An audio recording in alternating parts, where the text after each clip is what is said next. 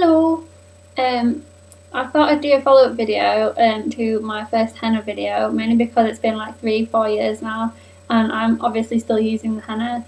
I also on the first video got quite a few different reactions, so I thought it would be appropriate for me to just kind of address some of those and point them in the right direction, because they're the same questions and I've answered them a billion times. And I don't really like not answering people, so I thought I'd do it in a kind of video format and just direct you to this. The first thing I get asked a lot about is the colour of my hair before, and would your hair colour turn into my hair colour now? And the answer is I haven't got a clue. I'm not a hairdresser. I've only used henna on my hair. I don't know anyone else who uses henna. So the only answer to that question I can give is just try it, do the strand test, and that's why they tell you to do the strand test, is because everyone reacts differently, the hair reacts differently. Henna is a natural product, so it depends how much you put on, how often you put it on, how your hair reacts to it, and so forth. I can't really say, oh, your hair's going to turn out this colour, because I don't know. You can only find that out when you do it yourself. My hair colour before, there is a link to my blog with before photos on, so you can see what my hair colour was and compare it to your hair colour. The only thing I can say is that my hair wasn't this colour the first couple of times I dyed it. It was really orange, it was like carrot orange. So if you dye it and you're like, oh my god, my hair's orange, it's not your hair colour, just keep on dyeing it, because that's the best way, that's the only way I can describe it. The other thing I got was there's quite a few comments about me blaming the henna for how damaged my hair was when I first did it. The reason I'm using henna and have done for the past 3 or 4 years is because my hair was so damaged, and the henna has made it amazingly strong, and it makes it really soft as well. I would completely recommend henna if you've like bleached your hair and it's really short and it's breaking off. I'm not saying that henna will stop breakage and will stop split ends, because my hair is full of split ends and is terrible for breakage, but I have quite a lot of hair problems anyway. If you follow my blog, you'll know about that. So yeah, on the first video my hair was like this long. My hair is like super long now, and this is all natural, it's not extensions or anything like that. I use henna, I don't use it as often. I did it the first couple of weeks, first year or so I think. I used it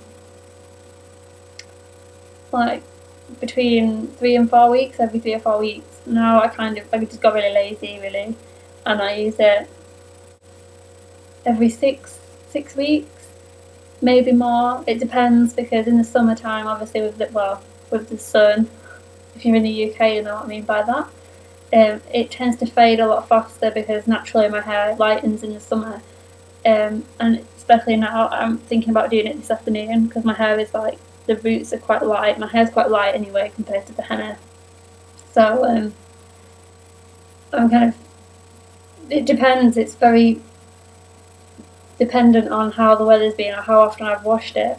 I've been using different shampoo recently as well, and the shampoo that you use has quite a lot of impact on how the colour stays. And they can get like henna based shampoos, but I didn't find that they cleaned my hair very well, and I'm quite a stickler for having clean hair and having a kind of routine for my hair. So I started using Aussie, which does strip it of the colour quite a lot, but at the same time it makes my hair a lot stronger and it makes my hair feel a lot better, and I don't have to wash it as often. So although it strips the colour, I can go for like 3 days and not wash my hair, whereas before I'd be using a henna based like Boots product, and I'd be washing my hair every day, and it would just be stripping it, even though it's a henna based product. So it really depends on your hair and how your hair like holds the henna, how long you've been doing it. I mean, I've been doing it for quite a while now, so my hair doesn't fade too much. It's basically just new growth, and I think with the length of my hair as well, my hair's not growing very fast. It's kind of like reached its limit, so all the new growth I have is kind of like new hair coming through. The other things that I get asked, where do you get your henna from and how do you mix it, and do you mix anything else in it? Now I get my henna from Lush, like I said in the first video. I use it just neat, I don't put anything in it. Some people put olive oil in, but I was told by a lady in Lush that olive oil strips henna out. I know olive oil is very good for your hair because it's kind of like a really good conditioner, but I've not tried that, so I can't recommend that or anything like that. And people put like oils in, things like that. It really depends on your own hair again. I can't say do this, do that, because I don't do it. I've never used it. I can't recommend it. So the only thing I do is I mix it with water and then leave it to stand for a little bit so it gets a little film over the top. I've got another blog post on that, so if you want to take a look at that, that's the link below, and I'll label them up so you can see how I use it, pictures, so you can see which ones I use, how I use it, what I do, what I wait for, how long I put it on for. A lot of people recommend only putting henna on for like 2 hours after you've done it the first couple of times. Even though I've been doing it for so long, I always leave it on for 4 hours. Longer if I can, but never less than 4 hours. Even if it's just roots like these, which aren't that noticeable, to be fair. I think this bit here, you know, like your little baby hair, that's when I kind of realise I need to do it, because I wear my hair up for work. So like all this hair down here I tend to have on show, and it's that bit that obviously grows out faster because it's quite short hair. So that's why I do it as often as I used to, and because I do it now, but I just can't be bothered now.